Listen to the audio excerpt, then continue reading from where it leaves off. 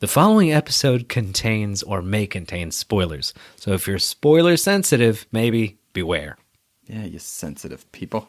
Get out. No, get in.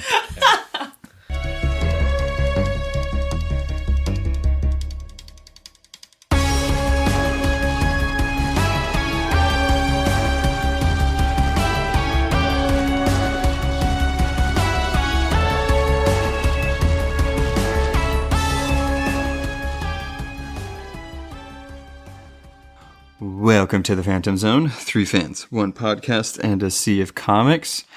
I'm Noah. Kayla, I'm back. Jared, I never left. Hey, that's not fair. Yay, Kayla's back. That's true. We missed you. It's I not the missed same you without guys you. too. I'm so tired all the time. It really isn't the same because like when it was just me and Noah, like that was a good episode where we talked about Saga, but it felt almost like quiet and like we were doing it in a phone booth or something. You're like, so about that saga. Yeah.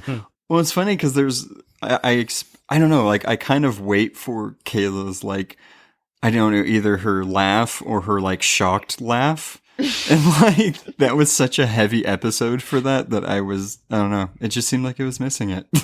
Oh, For sure. My laughter was missing. That's so sweet. We should have dubbed it in, but that's fine. Next time. Just at I know random that moments, we- like I'm haunting you guys for doing it without me.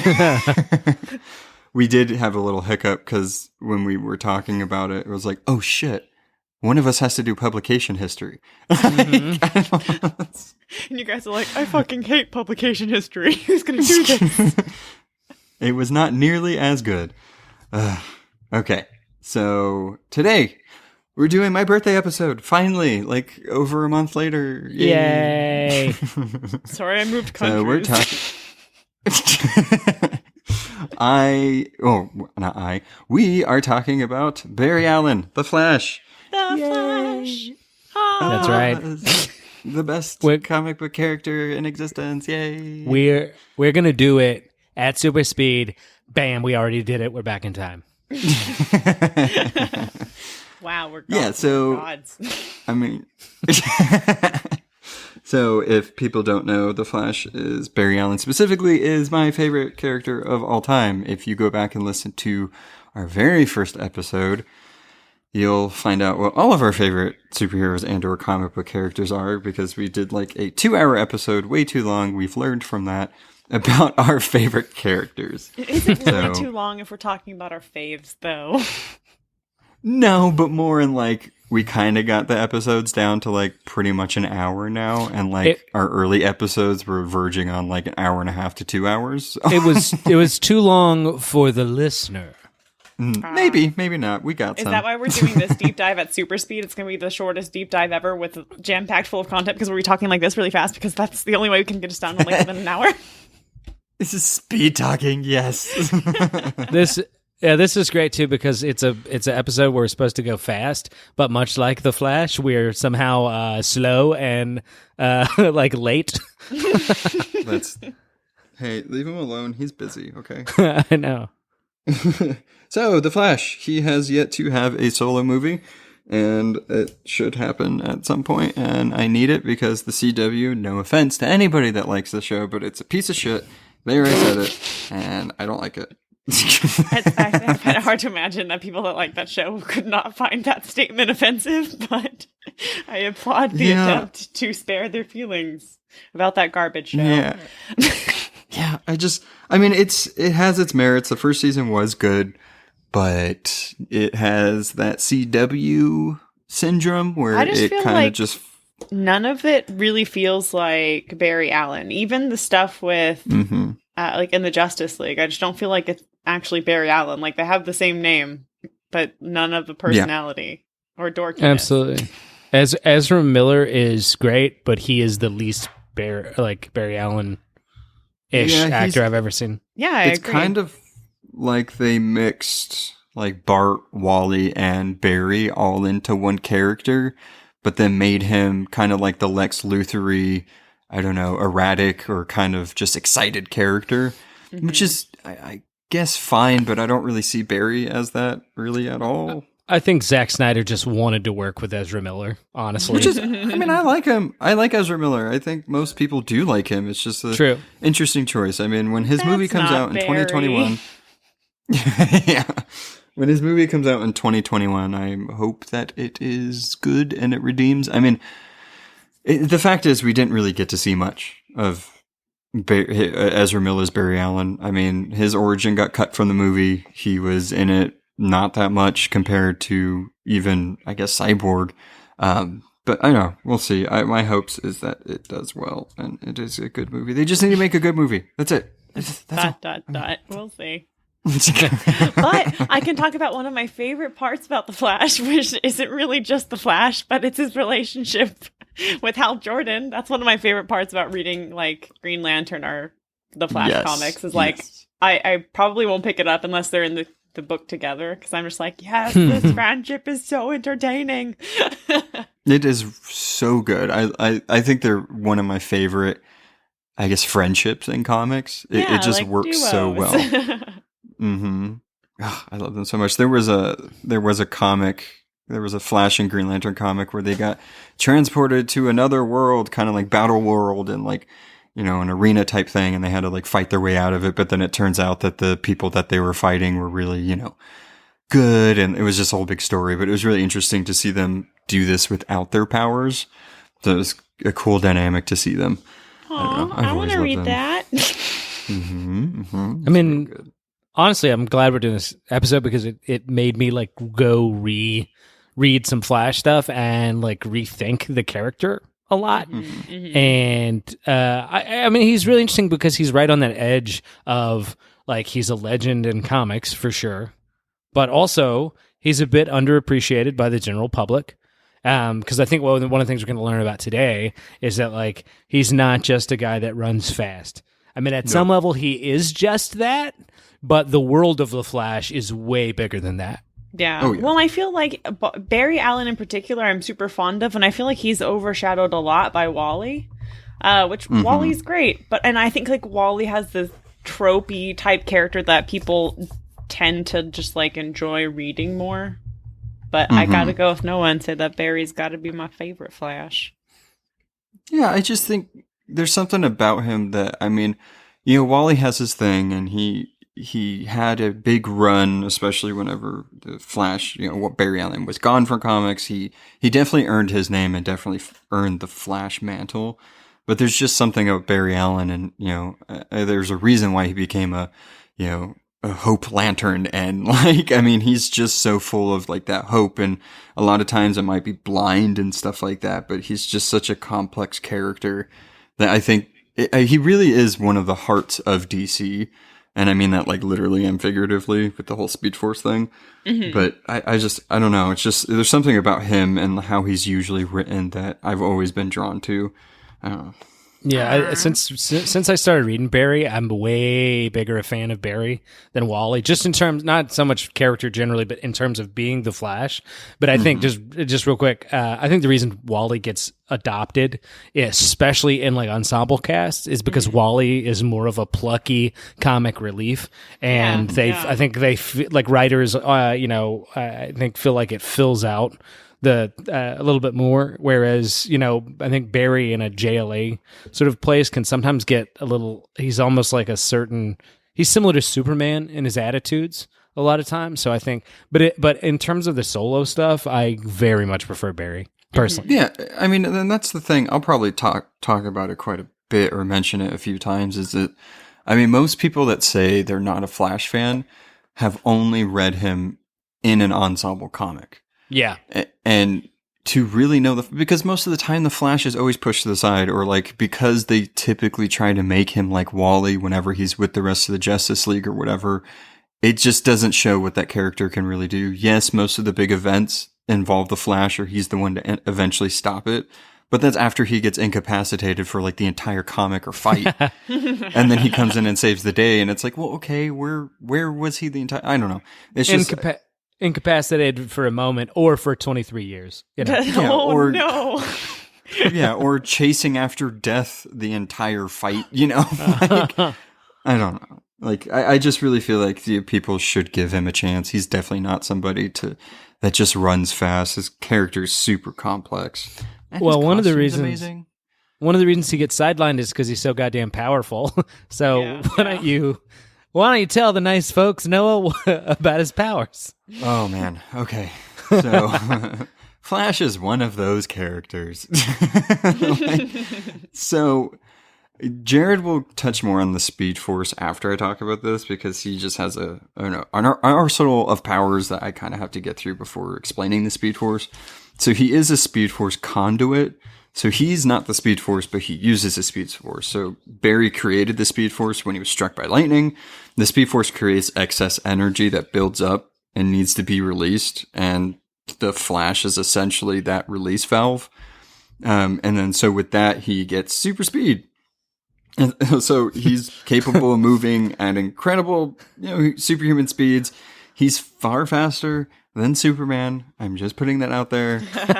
Y'all need to know that. All those ones where they raced, he said it was for charity, whatever. He's on foot the fastest character in all of the DC universe. He's so fast that he repaired an entire city and nobody even realized he left the room. I mean, I don't think Superman can do that. I'm just saying. So. I like that Noah's arguing with a person who doesn't believe the Flash is fast. No, I hear it all the time. And it's like, this is one of my most beloved characters. And it's like, his power is speed. Like, if you just want to say that's his power, give him that. Don't take that away from him. Superman's Superman. Like, let him have all that other shit. Like, the Flash gets the title. And then Agreed. just to give even more, I guess, how fast he is, he cleared out a city that has like the population of Tokyo within 30 seconds. He cleared all those people out. I mean, he's extremely fast, like nears light speed. And then, comics, he goes beyond light speed, which isn't possible, but, comics can say it is. That Tokyo-sized city thing was just one more example of DC's speedsters being faster than Marvel's. Because while Quicksilver got rid of everybody in the X Mansion, like emptied out the X Mansion when it was exploding, Flash did a city. Yeah. And Quicksilver couldn't even save Havoc, so That's a good point. Yeah, and then so also with his speed, it kind of it gives him superhuman strength in a way, just because of the velocity and the momentum and the force of it. So that adds on to his speed.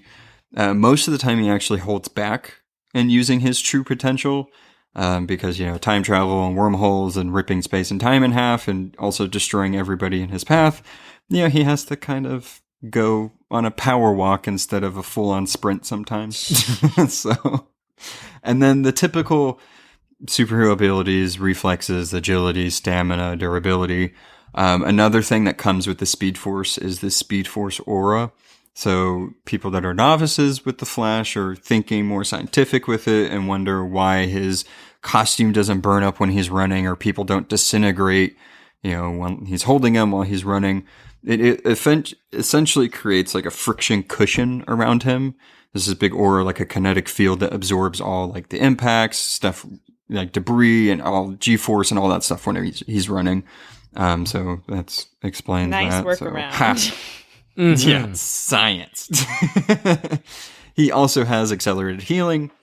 He has aerokinesis, and I call that tornado arms because he creates those tornadoes with his arms. And then he has dimensional travel. So when he approaches the speed of light, he can create dimensional breaches to the Speed Force that he calls time rifts. These branches create vortexes that pull things into it and out of time. Anytime he gets closer and closer to the speed of light. So that's why he also has to hold back. He also has electrokinesis. Barry is able to generate and manipulate electrical energy. And he draws from the Speed Force. He has enhanced mental capabilities, so he's immune to psychic attacks, mind control. His mind just moves really fast, and it's not capable. People aren't capable of thinking that fast or reading his thoughts in a way, which leads me to the Speed Mind. And this one is a little weird. Hey, everything with him is fast. So his speed mind, I think it was introduced in the New 52. He has the ability to assess and predict like numerous possibilities and outcomes. So he can kind of think of it in advance. I think the first time he found this out, a guy was about to shoot him or his partner, and he was thinking of all the possibilities in his head to stop that from happening.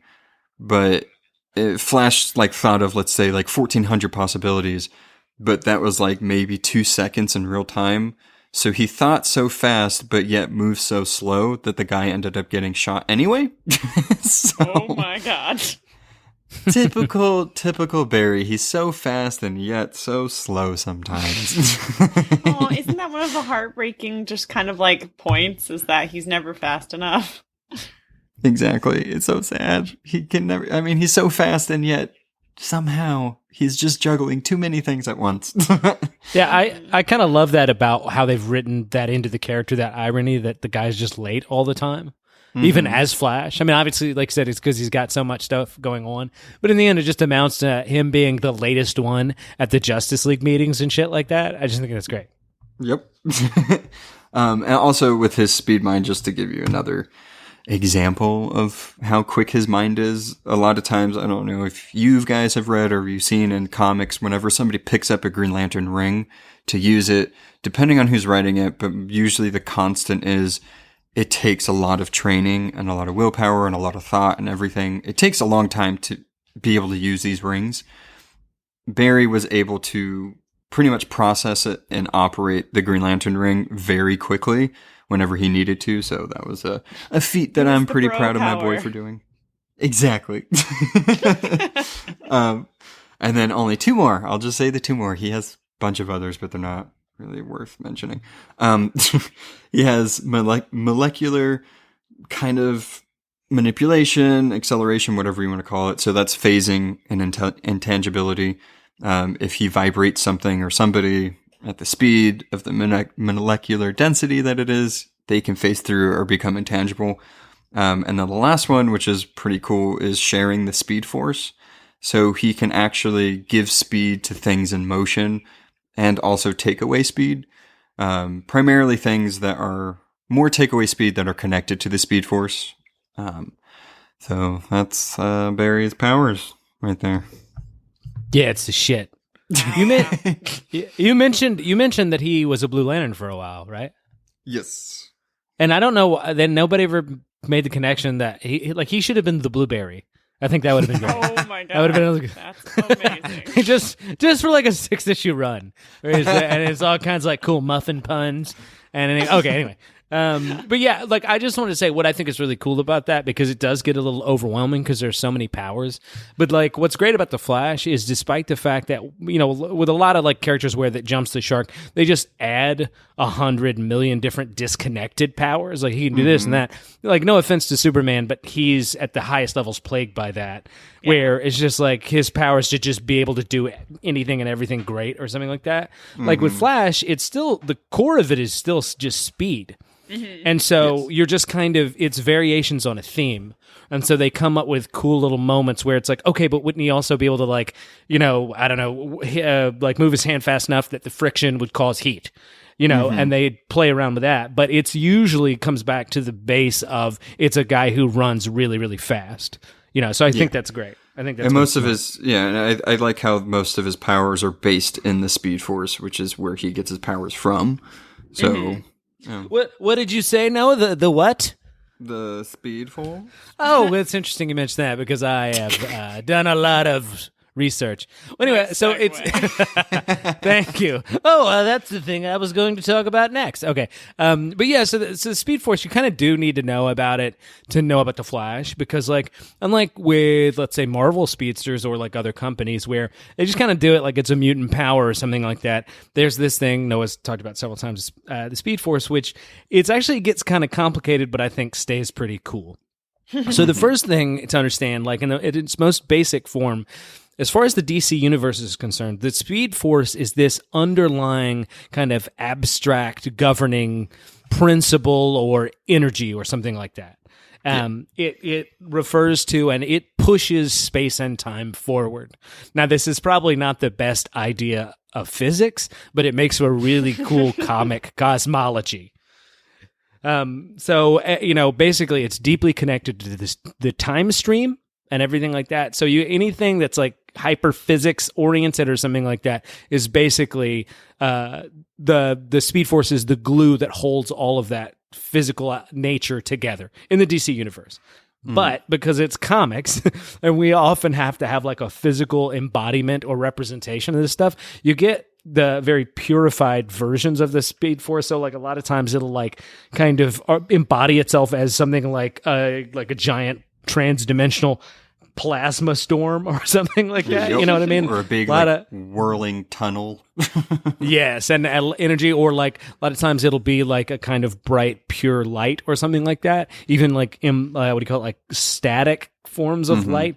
We'll kind of get into that later, but anyway, so there's that. But then I would say the most common instantiation of the Speed Force is also this kind of side dimension where it's at its most purest. And a lot of times in like Flash comics or DC comics generally, when they refer to the Speed Force, they almost mean it like it's this other place that you go. And it gets pretty heavy because it kind of several speedsters sort of merge with it at different times or escape to it.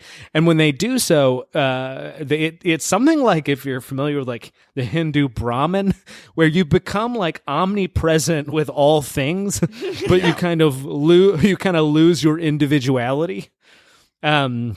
And so Flash Comics will like to express the Speed Force will kind of like take advantage of these like, early 20th century notions of like physics, like these Einsteinian, like what would it look like from the position if you were on a photon, how everything else would be frozen and everything would just be bright light or something like that. But this power source in this dimension is where the most speedsters in DC, there's some, we'll talk about it a little bit. Most speedsters though kind of use this power source to power like their own energy and also just to do all the cool Speed Force tricks that they do. But I guess the last thing I wanted to say is that like it primarily does involve with like enhancing speed or slowing things down, or like you become like outside of time when you go into the Speed Force. So like it's very mysterious in science and hoodoo-y, but it's also done some other stuff that doesn't really connect to speed. So obviously, like it's given some characters actually physical strength or intangibility, like Wally West's kids for a while. And it's also in the New 52, like the gorillas from Gorilla City, like their exposure to certain like manifestations of the Speed Force, which they called the Light, is actually supposedly why they evolved to being like super intelligent and everything like that. So it's had some wild ass effects. In a lot of ways, it can just be kind of like mystery goo or a mystery power that like kind of does anything you need. Yeah, with that whole Gorilla City thing, I love the New 52 run on the Flash. And the whole Gorilla City thing, it was really interesting, and I like how they explained it. I mean, they essentially got lost in the Speed Force. And and so did Iris and all that. And the Speed Force, I mean, God, the thing's a bitch. I mean, it's so merciless, and like it will take a Flash and hold them for like 30 years and then let them go, and then nobody remembers who they are. So like, yeah, it's really weird. Yeah, like you can, oh, go ahead. Sorry. No, go ahead. I would say you can be, as a speedster, better or worse at like involving yourself with it, and it can like take an affinity to you. Like I think at one point it tried to kill Bart. Like his connection to the Speed Force was like killing him. Or I mean, you can be like Max Mercury, which is we won't really get into him that much, but he was a speedster back in the day. He was friends with the original Flash, Jake Garrick, and he was a mentor to a lot of other characters like Bart and Wally and stuff like that. And he learned how to kind of use it in its more like wild sort of ways and things like that. So you can kind of like learn to use it like the Jedi use the Force or something like that. So yeah. Yeah, I mean, the Speed Force is a huge mystery, and it's interesting, it's ever changing, and it's ever unforgiving. And kind of a dick sometimes, yep. And yeah, a major dick. And it is funny because the Speed Force does kind of favor some speedsters over the other. Like, I mean, it's manifested itself. It's reached out and pretty much taken its power away from Barry because he's abused it and, you know, all these things. And Wally can do things that Barry can't. So it's a really interesting force that's super connected to the entirety of the DC universe. I mean, thanks to the Speed Force and most of the time, I mean, that's where Rebirth came in. So, I mean, it plays a huge part in a lot of stories and the whole connectivity of the DC universe. Every time DC needs a reboot. Yeah. Yeah, it's like, let's destroy the Speed Force and then reboot it. That's fine. and something that we should pay attention to in reference to the Flash, and I think what makes Flash more important than he does at first sort of sight, is that the thing that powers him, Barry Allen, is the thing. It's the underpinning sort of structure and physiology of the DC universe itself. It's the reason, and we'll sort of talk about this as we go, but why Flash is so central to all the major events that take place in the DC universe. Mm-hmm. Mm-hmm. Yeah. All right. I think that's it for Speed Force. Yeah. Oh, yeah. Are we going on to the publication history now? Heck yeah. Yeah, tell us about the papers. The history of the Flash, mainly through the lens, of course, of Barry Allen, because that's who we're focusing on.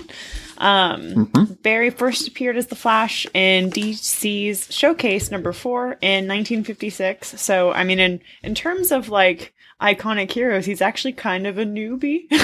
I know it's the 50s, but you know, Barry I think Jared mentioned this. He was actually a reinvention of a previous character called the Flash, who appeared in the 1940s, Jay Garrick.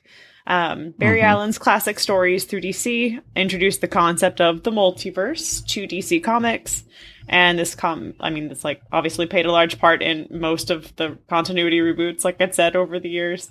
And then the Flash had traditionally always a big role in DC's major company-wide reboots.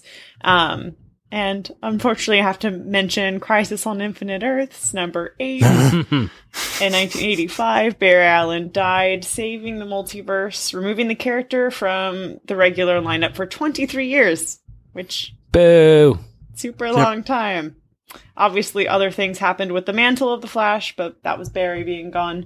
He returns in The Final Crisis, written by Grant Morrison, and then I just have to end the little publication history with a nice saying with co-writer Jeff Johns. When the Daily News wanted to do a story about Barry Allen finally coming back to life, and Jeff Johns said, "When the greatest evil comes back to the DC universe, the greatest hero needed to return." I love that. I know, right? Go Jeff Johns. He really respects. He said Flash rights. Yeah, I mean, it's really interesting because Jeff Johns and Grant Morrison have done huge things for this character.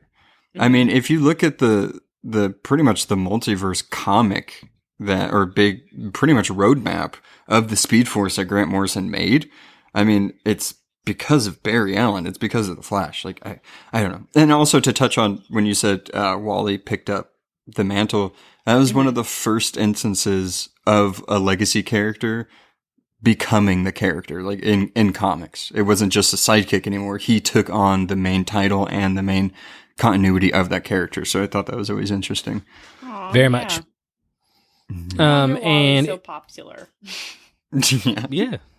It's. I mean, Wally's one of those things where it's like, just because we prefer Barry doesn't, and it doesn't mean we don't like Wally. That should be clear, because there is actually some kind of controversy or partisanship on the internet or something like that.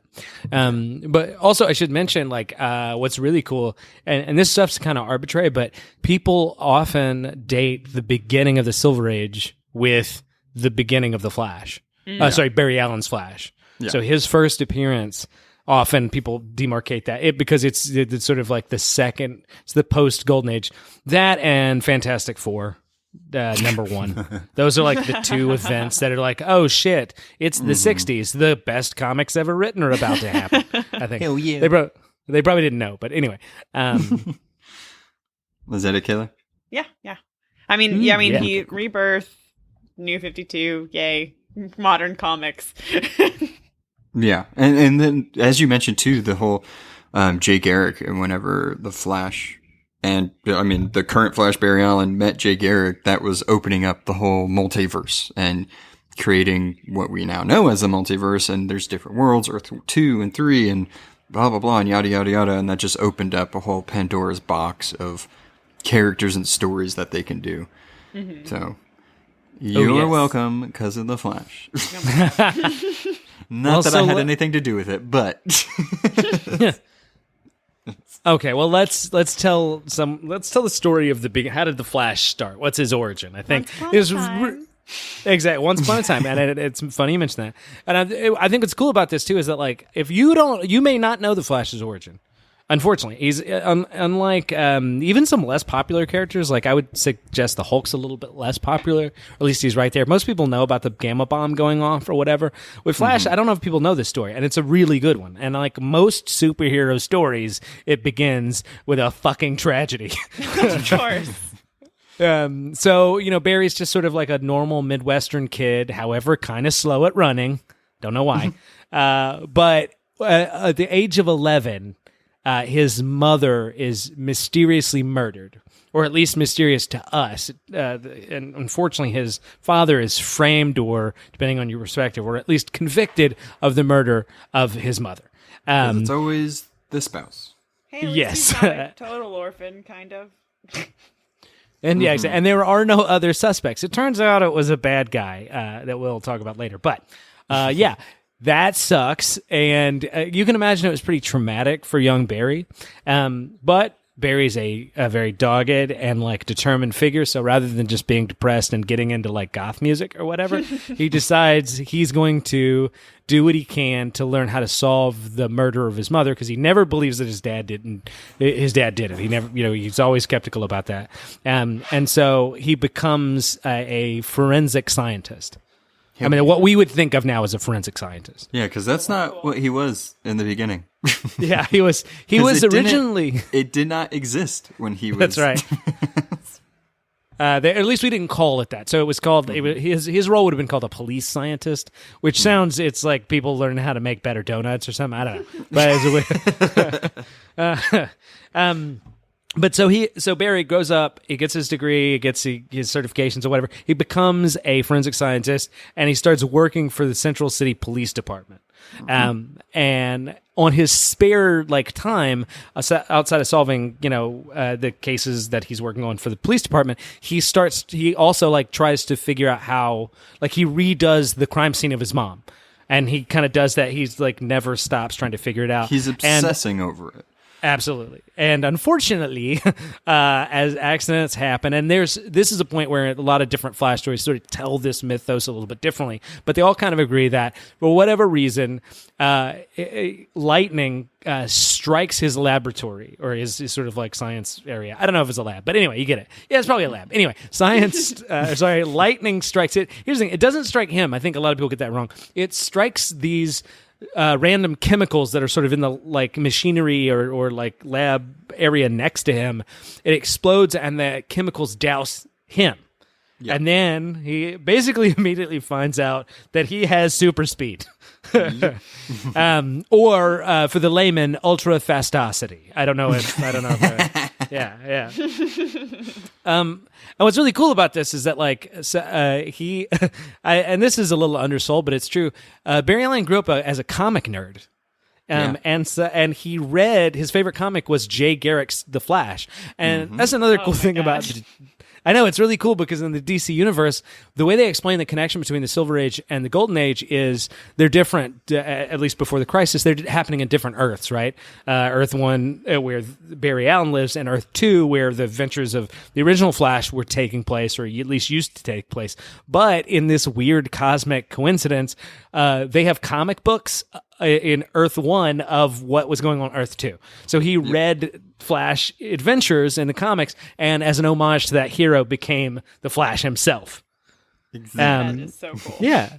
It is. I really do love it. I love it that at some level starts off as a character that's trying to do good, and he's obsessed with bringing exonerating his father and bringing peace to his mother's death, and that he's also inspired by a comic book superhero. And so there's this weird meta level where it's like they didn't know that this was going to turn into the Silver Age. Right. But how appropriate is that he anyway, so you get it. So he becomes obviously the Central City's famed Scarlet Speedster, the Flash. I do want to say one thing before we move on from that. Please do. When he got his powers and became the Flash, essentially, he also created the Speed Force. Yes, that's true. Which is funny because, I mean, a lot of people that I've talked to about that or have said that, they're like, well, how did he create the Speed Force then if it's supposed to be all space and time? It's like, well, it doesn't matter at what point in time it was created. It had always existed whenever it was created. So from that point, that might have been the conception, but it's all of space and time. So it was always there. That's right. And Jeff Johns did this in Rebirth, and like I myself just looking at it, like I don't know how long that's going to be the prevailing interpretation that Barry created the Speed Force or whatever, but it certainly is the kind of prevailing one now. But either way, the last 20 years, that's yes. I mean, it's been happening. So well, and I want to say there's always been this weird loop to it anyway, because there's been several. There was a story beforehand, I can't remember who wrote it, but where Flash actually, after running, he had to run so fast. I don't think this was in Crisis, which I'll talk about in a second. But he had to run so fast he became pure energy that went out through time and became the very lightning bolt that struck the lab that turned him into the Flash. Oh my God! So the Flash went back in time and turned himself to the Flash. So he's like this insane multi-temporal paradox character. Mm-hmm. So there's always been like something really weird and special about that sort of thing. And then you can ask questions about like maybe there was a larger fate to why this happened to him anyway or whatever, but either way. You should read Rebirth Flash and maybe you'll find out. Yes, that's interesting that you mentioned that for later. But anyway, so he becomes basically the classic character that we know and love. He's a founding member of the Justice League, at the time called the Justice League of America and the JLA, but that's basically what we think of as he was one of the big seven. He becomes a legend level character in the DC universe, and then Crisis on Infinite Earths, which Caleb mentioned, to stop one of the Anti-Monitor's machines that's going to destroy the Earth. He runs so fast he becomes the one with the Speed Force to destroy the machine, and then he doesn't return for 23 years, and comes back in the New 52, and that's where we are today. Mm-hmm. Yay, he came back. Yay. It's so timey-wimey and complicated and sad. Yes. I mean, that's just to touch on the origin, and another thing on why I love The Flash is his relationship with his mother. I mean, there's a lot of times in the comics where the beginning of the trade or the comic, it will have a flashback between him and his mom. And the love that they both shared for each other is just, it's so nice to see a nice relationship in comics with parents, like the hero and the parents and stuff before like that. Before they're tragically killed. Exactly. Yeah. And like, I mean, it's terrible that, this 11-year-old kid walked into his home and saw his mother murdered on the floor. And then the next thing you know, his dad is being taken away, being blamed for it. And instead of this 11-year-old kid, like Jared said, just kind of dealing with it or blaming his dad with it, he never for a second believed that his dad did do it. And he was going to find out what happened. So, I mean, it's just that drive for his entire life. It's kind of like Batman. I mean, his parents died in front of him, and that affected him so much that he devoted the rest of his life to being the Batman. And it's the same thing with Barry. I mean, even though it was to, save his dad, I think all of that and the hope that he had his entire life just carried through that character, and that's the core of the character. Mm-hmm. Absolutely. And I wanted to add, it's something I was thinking about when we were preparing for the episode, is that really is what makes Flash comics great and really special. The way they work is that despite the fact that his universe, his world gets just crazier and more convoluted and more complicated, like with the time stream and like the weird undulations of the Speed Force and everything, he remains deeply simple in a very minimalist and good way. Mm-hmm. So at the end of the day, Barry is always just a guy who's running really fast, and he's going to keep running until he saves the day. And he's just a good person, who's very simple in his morality in a good way. So that contrast really, I think, explains the kind of genius of this character. Or at least one. That's my take on it. I mean, there's a lot of takes on it, but anyway. That was beautiful. I agree. Oh, thank you. Yeah. Okay, so now supporting characters. Some of these we're going to go relatively quick on because we've touched on them and or they are going to be getting an episode soon. Yes. We want to stay really focused on Barry and the characters that are connected to him. So the first one is Iris West, or Iris West Allen, depending on Rebirth or New 52 or whatever you're reading. Aren't they married? Aren't they? Nah. Or do they know each other? Probably not. So her first appearance was in Showcase number 4 in 1956. So the same as The Flash. She is a reporter for Central City. Of course, most of the women love interest back in the day were reporters for the heroes. So she was the girlfriend for Barry Allen. Her father was Professor Ira West. The two eventually got married. She found out about her secret identity. But in the Silver Age origin with her, it kind of changed where she was actually born thousands of years in the future and then brought to current time. Okay. Don't ask me why. Yeah, and then at some point they go into the future to live too for a while after Barry. I'll get into somebody. that. Yeah, it just gets crazy. I'll get into that. So the Silver Age, that was essentially the Golden Age origin. She's just his girlfriend and blah, blah, blah. So Silver Age, they eventually marry, and soon after that, she discovered she was born far into the future. She's sent back in time on the eve of a big war in the future, and after years of being pretty much Barry's wife the entire time, Professor Zoom killed her at a costume party of all places. It was later revealed that she was still alive, but living in the 30th century, because that's where she was originally from. Eventually, she revealed herself to Barry because she found out that there was a connection, and the two lived in the far future. Barry eventually had died on Crisis on Infinite Earths, and she still was in the future. She did give birth to twins, and they had a code name which was really cute called the Tornado Twins. I loved it. And then further in the future, her son Don married Melanie Thawne, which is a descendant of Professor Zoom. Scandal. And they had a son, Bart Allen, who later brought him into the past because of what had happened to him. And Kayla will talk about that. I don't want to spoil that. And then after the events of Flashpoint, the DC universe was rebooted into the New 52. And then he was in a relationship with Iris, and then come back in New 52, he's actually in a relationship with Patty Spivot, which is a detective on the Central City Police Force. So they got rid of that love interest for the New 52. And then Rebirth, and now they're back to square one, where they're in the beginnings of dating. So, and I just want to say, like, for the casual listener, there's this feeling like, oh, isn't this a bit derivative of Clark and Lois? And on a structural sense, that's true. Like, you know, if you very like corn-fed Midwestern guy and a reporter and stuff like that. What I think is really great about these characters, though, and in what contrasts them, is that they're way more down to earth and casual. Like in the reading, you know, there's a sense. Obviously, Superman is who he is, and is like in this bigger than life way.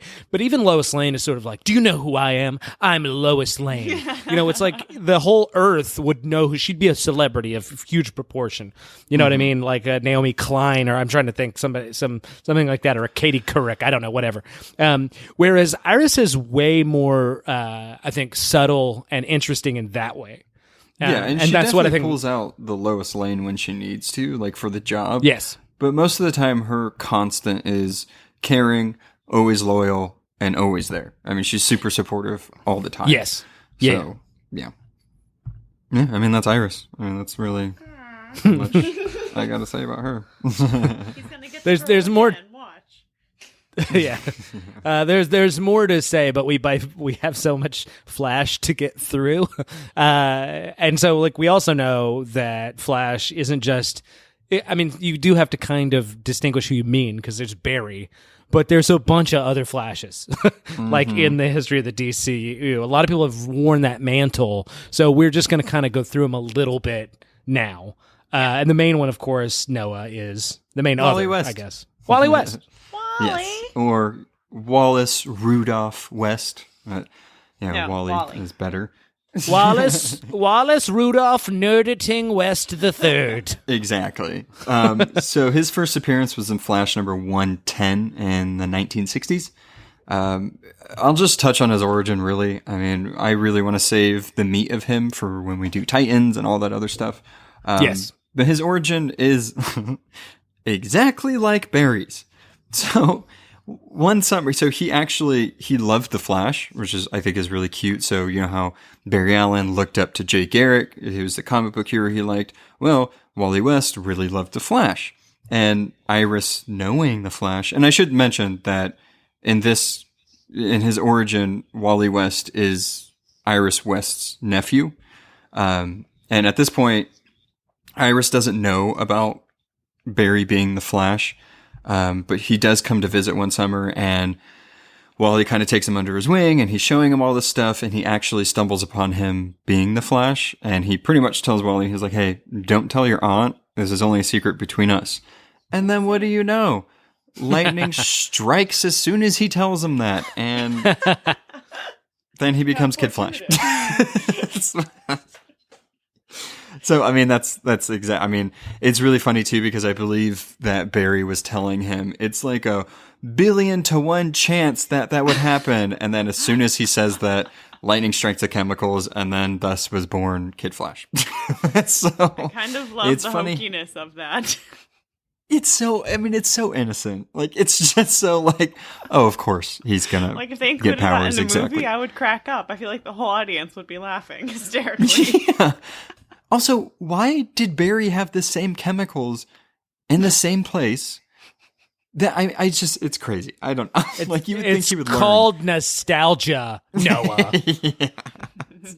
So, and then from there, I mean, he's been in various other teams. He's been the Flash for 23 years. He was gone for a while and then came back recently for Rebirth. He plays a big part in that. I am very salty about their bringing back of this character. If you've read Heroes in Crisis, you'll know what I'm talking about, because he is nothing like what they wrote him to be when he came back. But anyway, we won't get into that right now.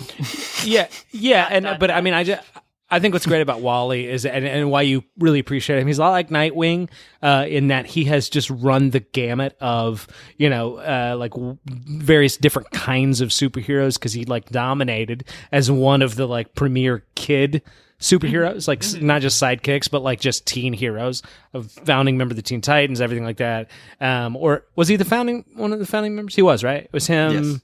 Yes. Nightwing and Garth, I think. Anyway, and then he becomes his own full-fledged adult hero. He becomes the replacement Flash, birth, death, so if you're a huge Wally fan, we get it. Because he's had a big impact. Yes, sir. Yeah, we'll get more into him later. But this is about Barry, and no time for more Wally. Yes. Oh, yeah. So it's now my snapshot for Bart. Yes. Bartholomew Henry Allen II. But let's just call him Bart, because that's easier. First appeared under his alias Impulse. He made his first cameo in The Flash number 91 in 1994, but his first real appearance was in The Flash issue number 94. He is obviously the fourth Flash. He had his own runs in Impulse from 1995 to 2002, so quite a long run there actually for a solo person that just popped up. He also was the Flash in The Flash Fastest Man Alive, 2006 to 2007. Just like Wally, he frequently appears in Teen Titan and Young Justice comics as well. Oh my god, okay, so this is where it gets complicated. His family history. Oh jeez. As first conceived by the writers, Bart was born in the 30th century to Maloney Thawne, a familiar last name, anyone? And Dawn Allen, and is part of a complex family tree of superheroes and supervillains. His father, Don, is one of the Tornado Twins, like Noah had said, and his parental grandfather is Barry Allen, the second Flash. His paternal grandmother is Iris West Allen, and is the adoptive aunt of the first Flash, Wally West, Bart Allen's first cousin once removed. Additionally, Bart is the first cousin of XS, a Legionnaire, and daughter of Don Allen. On his mother's side, he's a descendant of supervillains Professor Zoom and Cobalt Blue, as well as the half-brother of Owen Mercer, the second Captain Boomerang. I'm almost done, I swear. In addition to these relatives, he also has a supervillain clone known as Inertia. Yay! That was complicated. Man, Inertia is a dick, too. I love Inertia. I love when the rogues whoop his ass. Well, yeah, I mean, it's pretty intense. That Inertia evil twin trope. Yeah. I love how, I mean, that's the thing about The Flash, is that with time travel and time streams intersecting and people going in the future and coming back, it's like your daughter could also be your grandmother, but also your second cousin twice removed. So, yeah, who knows who's related to. Yeah, the Flash, or his specifically, but the Flash family tree is quite, anyway. Mm-hmm. Yeah, who knew how incesty time travel was going to get? Hey, man. And also being related to a super villain. Yeah, it's so cool. We're not cool. I'm sorry. Did I get too excited about that? A little, just a little. Your true colors are showing there. Yeah, so that's pretty much Bart, right? I mean, that's... Yeah, I mean, like, he spent some time as, like, Wally's sidekick to Wally's version of the Flash. When Wally apparently died in Infinite Crisis, that's when he took over as the Flash. He was only the Flash for 13 issues. Apparently, he died at the end of that run, resurfaced 2 years later as Kid Flash, 2009's Final Crisis. It's very bleh. And then, like, the most recent relaunch in 2001...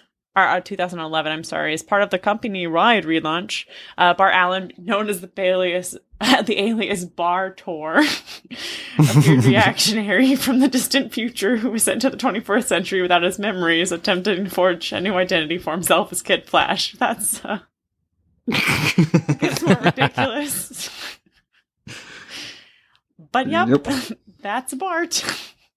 Yay! Yeah. Yeah, you need a young speedster running around the DC universe, and he fills the role really well. Also, fantastic and Young Justice, yes. breakout character. But Zokalis did the future Flash in Bart Allen. I'm doing the past just real quick. My favorite Flash, Jay Garrick. The golden age. Yes. Noah cannot understand why he is my favorite. The truth is, I don't have a great reason. I think it looks great. I mean, he had the blue his blue pants, the Flash shirt, and then a metal kind of like Hermes looking helmet. I just think it's so cool. I guess the god Mercury, sorry. But anyway, so it's really cool because Jay Garrick ends up being like this unfinished sketch of what Barry Allen would be. Mm-hmm. They have some very similar tropes. It's almost like Barry Allen ended up being a kind of perfecting of like where they began with the Jay Garrick Flash. So they have very similar origins. I think Jay's is a little goofier. So one, I think it's interesting that Barry Allen ended up being inspired by Jay Garrick, because in the comic, Jay Garrick was inspired by a fictional superhero named Whip Whirlwind. And that's the last time you'll hear that name, I'm sure. But anyway, so he gets his powers very similar. He's in a laboratory and they're working on purifying hard water. I don't know why that's a science application or why the issue was. Isn't that the stuff that's like on the shower? Like if you don't wash it, like is that it's what fucks up your dye job and your hair or something like that. You got to get special shampoo. And they were tired of that, the tyranny of that shampoo. So they were doing some science to try to prevent it. And Jay's just hanging out doing his science thing, I guess. And this is great. And he's smoking a cigarette and he leans back and knocks over some machinery, and it crashes. The chemicals go everywhere, and the fumes knock him out. And he wakes up, and he has powers. He's fast. So it's very similar to the What you're saying is all these scientists and surgeons were lying about cigarettes. They won't kill you. They will give you super speed. Yeah, this is very, very similar to Barry's origin, but instead of lightning, you've got the smooth, refreshing taste of Pall Mall cigarettes. and you, not that you should smoke, but if you do, you probably want to knock over some machinery and some chemicals. You'll probably get superpowers. That's what they're. Yes, that's what they're telling. Well, I just think it's funny too, because like usually smoking prevents you from being able to run fast, but in this case, it gave him the ability to run fast. So they didn't understand running or anything really in the 40s. But so he's also Jay was like the one of the founding members of the JSA. I think that's cool. And he and he and Barry meet actually, and it's like the beginning of the multiverse. When they meet, like it's the first time the Earth 1 and Earth 2 characters like meet, so I think that's cool. Just a few more things. Jay, his helmet, I said was sort of fashioned to look like their depiction of the Roman god Mercury, but it was actually his dad's helmet from World War I. Mm-hmm. You can kind of see that's what those helmets used to look like. So it's an homage to that. I think that's really cool. And then the last thing that I think is kind of cool about Jay, worth mentioning, is that he has 4 sources for his speed that kind of run the gamut throughout, like where powers come from. One is just the accident we were talking about, like just chemicals. That was like the classic 60s, an accident in a lab. But they redid it a little bit and said, oh, he had a secret metagene that kicked off or was the catalyst for starting. So you have like the mutant thing going on, and then Jay also taps into the Speed Force somehow, right? But also at different times in the continuity, he's been blessed by the god Mercury. So he has kind of all these different ways that he's gotten powers or had powers. So I think that's interesting. And just in the Flash family, Jay is the old guy that's kind of like the mentor character. Yeah. Yeah. And so I think he's got a cool function. He's got kind of like a Ben Kenobi kind of, stick kind of thing going on. I like him. Still the weird choice as your fave, but I get it. And he will hit you in the head with his hat. That's a big popular move. Like he uses like a shield or like just punches people with it. I'm into it. Yeah, I mean, he's gotten cooler, but he's a little too campy for my taste. But anyway, moving on. I love it. Moving on. Jake Garrick. We're going to talk about Flash's villains, but we are conspicuously missing a member of the Phantom Zone crew. Yeah, Noah couldn't even stick around till the end of his own episode, basically. So I don't know what that says about him and his priorities, but that's how speedy he was. He was like, I'm not going to be slow for the Flash episode, and he just ran away.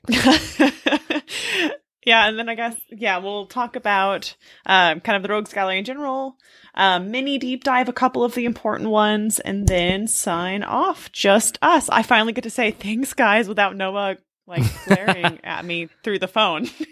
Yeah, without him interrupting you beforehand, essentially. Exactly. I take over the sign-offs now. There's one villain that we're not really going to get into on this episode, but it's mostly because we've covered the crap out of him already. Kayla, if you want to kind of mention that. Eobard Thawne. Quite the name.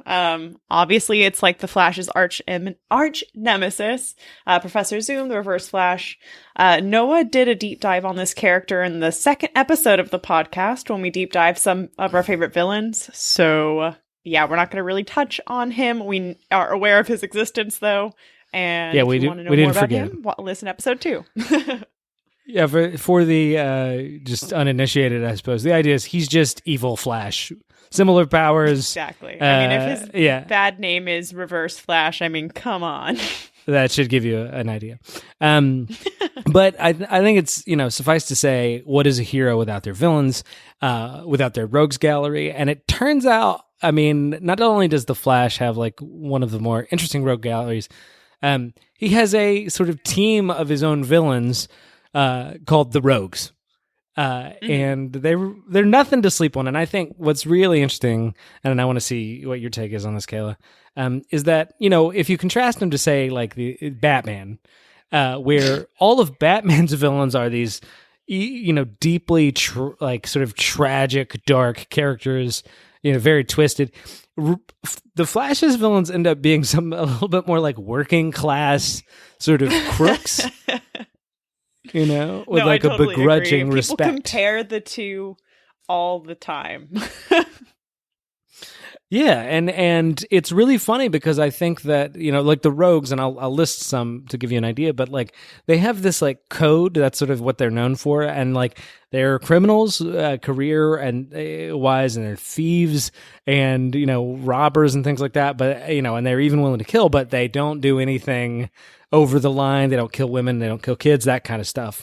They're kind of professionals, and they include some characters. It really runs the gamut. And I want to be clear, each one of these characters has kind of their own interesting backstory. None of these are, I guess they're technically B characters, but that's about it. But anyway, characters like Captain Cold, the Weather Wizard, Trickster, Captain Boomerang, Mirror Master, Golden Glider, Top, Pied Piper, Abracadabra, and Heatwave, just to name a few. And yeah, it's just a fantastic team of crooks with a, like I said, begrudging respect for Barry. They're all right. Not as good as the Batman ones, but well, it's a very different. Not here to fight back. To disagree, yeah, but it's a very different thing. But I do want to say, if especially if you're interested in the Flash, and if this episode inspires you more. These characters that are sort of born out of gimmick, but over a period of time have really become really fleshed out, and each have their interesting sort of psychology and visual and stuff like that. And we don't have time to really kind of delve into each of them, obviously, even though they would certainly be capable of a deep dive of their own. But I think Kayla's going to kind of at least give you a sense of who their leader is, and maybe he can stand as a good example. Yes. All right. So the one I'm going to kind of mini deep dive for us is Captain Cold. Like Jared had said, he's a leader of the Rogues, which is interesting because he was set up as like one of the Flash's arch enemies. He was like a foe and ally to Wally West at some points, and then he is a regretting killer of Bart Allen during that whole plot. Yes. But with the New 52 reboot, I know Captain Cold is still considered a villain, but the Rogue live by a code never to kill, and sometimes can be perceived as like an anti-hero in certain situations. So that's kind of an interesting change for the leader of, Flash's Rogues Gallery. And then, so his name is Leonard Snart. That's the worst name I've ever heard in my life. No wonder he turned to crime. He was introduced in Showcase number 8 in 1957, so almost immediately after the Flash was introduced, or I guess Barry Allen. Some of his powers, obviously, because his name is Captain Cold, they deal with ice. One of his aliases is the man who mastered Absolute Zero, so he has a cold gun, kind of like Mr. Freeze, that allows him to freeze objects to absolute zero temperatures. He's an excellent marksman, master thief, extensive knowledge of cryonics, skilled, obviously, in freezing things. So, let's... that's kind of, he has been there since the beginning. He's also appeared in a lot of he's appeared in the Injustice series, the Lego video game series. He's appeared in the Arrowverse, in animated adaptions of The Flash. So he's also kind of popular enough to cross mediums, and he's not just from the comics. So you might even see him from if you watch the CW verse or any live action stuff with the Flash in it, you'll see Captain Cold. Yeah, for sure. Like in the Arrowverse, he's actually almost like a breakout sort of character on that show. So I'm sure you're kind of, if you've watched that show. Wentworth Miller. Yes, very intriguing actor. I was going to say too, I think just to kind of go against the grain a bit, because I think that if you're a casual sort of reader, or at this for the podcast listener, it's sort of, I want to emphasize, Captain Cold is not just Flash's Mr. Freeze.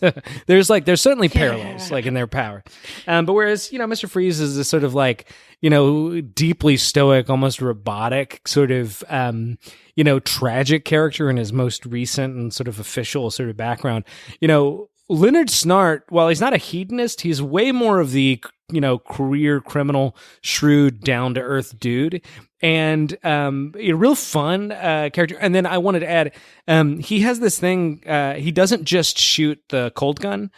He can also generally has like an attack, like radial freezing, and that's important because it actually slows Flash down. That's sort of why he's able to challenge. Because if he was just a guy with a gun, it would be real hard to hit the Flash. Like, you know what I mean? Like, talk about a moving target. So he actually ends up being a pretty threatening sort of villain, and I guess almost at this point, like quasi, not colleague or friend, but they're definitely like, there's a I hate you, but goddamn, do I respect you relationship he has with Barry. Yeah, I think it's interesting for one of his like main villains to kind of enter this more gray territory. Like I said, the more recent adaptions, even like the Rogues, they enforce the never kill code. So I mean, like even his team is like, let's not do that. That seems a little far. We're just regular criminals, not murderers. Yeah, and I even like that thing because I don't think it's just this way of like softening the villains for Flash. I think it is right from an editorial place, but I think there's almost a logic to it where it's like, look, if we don't kill anybody, they won't really try to fully put a stop to us.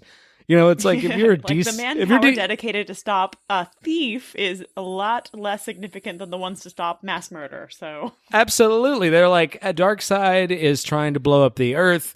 Lex is trying to take over the country. It's like they're not going to pay attention to us trying to rob this armored car. So I think that's pretty cool. But the last villain I think we want to talk about, sort of give a specific focus to, how do you not bring up Gorilla Grodd? I think there's just something fabulous about this character because one, he is, I think, on his face and all the way kind of silly. He's a talking gorilla. But at the same time, he's also deeply threatening and kind of scary within the context of the story. So if and also I think there's something cool that he's just almost kind of random. Like, what does an evil gorilla have to do with the Flash? Like, they're just, you know what I mean? Like, he does look like he came right out of like Planet of the Apes.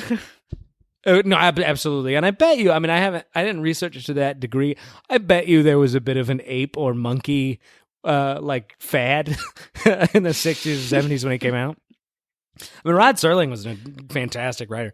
But yeah, so the idea behind Gorilla Grodd, again, DC changes its histories a lot with its various rebirths and things like that. But originally the idea was that, there was this hidden city in Africa, who got its origin when it's changed from a alien craft to like a meteorite with powers in the Vandal Savage model, or later on in Rebirth, sort of like exposure to the Speed Force. But there was a city of there's a group of gorillas that get mutated and form a hyper intelligent society.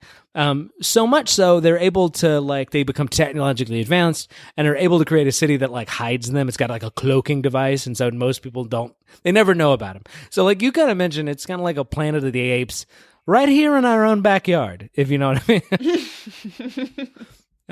I guess technically Planet of the Apes was our planet, so that doesn't really check out. But anyway, you get it. And so many of them, they're hyper intelligent, physically advanced too. Even though Grodd looks like a gorilla, and he's also they're physically way more powerful and durable than normal gorillas. But not only can they speak, and many of them are, like I said, hyper scientifically intelligent. The higher level ones, like Grodd and Solivar, who's this other sort of gorilla from Gorilla City, have telepathy and deep powers of, especially. And I think DC's really good about this with their telepaths. They kind of hyper-focus their telepaths. So if you look at Marvel, like their telepaths always like have like a billion powers. DC, yeah, it's weird. DC has a tendency to be more focused. So Gorilla Grodd is more about mind control and like control, kind of like the Purple Man, Kilgrave from Marvel or whatever. But yeah, so and usually the idea is that Gorilla Grodd is trying to take over Gorilla City, and usually conquer the rest of the world because he wants the super apes of Gorilla City to be like the top sort of what do you call it? Primates on the planet. And for whatever reason, Flash has been the hero to stop him most of the time. I know. I just the whole telepathic gorilla thing blows my mind. And then I mean they have access to they call the no Speed pun Force intended, light, right? Wait, what were you saying? I just think it's the Speed Force, they call the Speed Force like the light, right? But they know about it and can like sense it, and that's how they can help like fight the Flash. It's because they like recognize the Speed Force. Yes, and I think that. Yeah, I think the idea too, like from a writerly perspective, was to try to connect the origins of the gorillas to Flash in some meaningful way, so it wouldn't just be this sort of random occasion or something like that. But Grodd is a super cool character too because he's almost Barry's Lex Luthor in a sense, in that they have a very similar like kind of genius trying to conquer profile sort of thing like that, but. As intelligent as Grodd is, he also has this tendency to kind of succumb to his savage nature and become this animalistic sort of terror. And so that's a really cool aspect too. You can kind of expect Grodd to like, beat you at chess, but then rip your arm off at the same time. He's definitely a threat. It's terrifying. I wouldn't want to face a super smart gorilla. I think Superman kind of got out easy with Lex Luthor being his villain. Yeah, no, exactly. But yeah, so that gives you a taste. I think, like, it's a deep dive on the Flash, but we wanted to at least give you like a couple of, flavors of Flash villainy, and so there you go. From the grounded to the ridiculous. Yeah. It's like the way I look at it is you got like three categories. You have the sort of like anti-flashes, like Zoom and Reverse Flash and Inertia and stuff. You have the rogues, which are all the crooks he fights, and then you have the gorillas. And so those are the three kind of like Flash. The silly, ridiculous, like typical once you start going down the roster of any villains in comics. Yes, absolutely. Like, it's a killer toy. That's the arch enemy of this. Yeah, exactly. And so Trickster, I guess he's both the ridiculous and one of the rogues or whatever. But yeah, so those are the villains. All right. Well, because Noah's not here, I hope you enjoyed listening, Noah, to what we did without you. Yeah. Now here's Noah. Correct us. Yeah, exactly. We're gonna get a lot of messages like, "Well, that wasn't really accurate because Trickster wasn't technically a flat or whatever." Anyway, so I guess will appear very ridiculous if he starts editing back his voice into the conversation. Yeah, exactly. You guys are dumb or whatever. Yeah, exactly. Okay, Jared here for your Flash recommendations. So first of all, Kayla's recommendation is The Flash and Green Lantern Brave and the Bold. This is a 6-issue anthology of Barry and Hal's adventures. And everybody here, like all three of us, are actually huge fans of the relationship between the Flash and Green Lantern. So we really think you're going to like that. And apparently there's like a running... I haven't read this yet, but apparently there's like a running joke about Hal always owing Barry money, which is just hilarious and just perfect. It makes sense that Kayla would recommend that. For me, I'm going to go super simple. It's The Flash Rebirth, and that's by Jeff Johns and Ethan Van Sciver. And for me, like for my money, that is the perfect beginning sort of book of Flash in the modern era. It explains exactly what's amazing about Barry and why he's so important, and it's a really good distillation of the mythos. So check that out. And then Noah's recommendation, which this is the one you should pay attention to, because if anybody knows The Flash, it's Noah. It's The Flash Volume 3, numbers 1 through 6, issues 1 through 6. And that's a story called The Dastardly Death of the Rogues.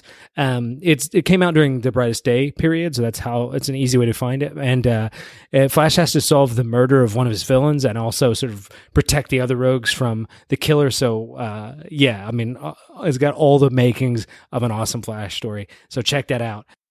Thanks, guys. Thanks for listening. Follow us on Facebook, Instagram, or Twitter at The Phantom Zone Pod for more podcast updates.